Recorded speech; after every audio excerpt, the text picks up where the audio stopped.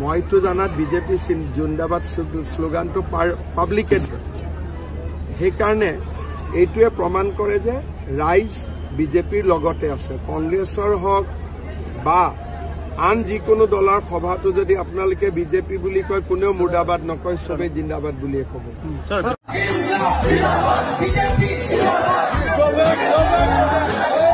মইতো জানাত বিজেপি জিন্দাবাদ শ্লোগানটো পাব্লিকে সেইকাৰণে এইটোৱে প্ৰমাণ কৰে যে ৰাইজ বিজেপিৰ লগতে আছে। কংগ্ৰেছৰ হওক বা আন যিকোনো দলৰ সভাটো যদি আপোনালোকে বিজেপি বুলি কয়, কোনেও মুৰ্দাবাদ নকয়, চবেই জিন্দাবাদ বুলিয়ে ক'ব।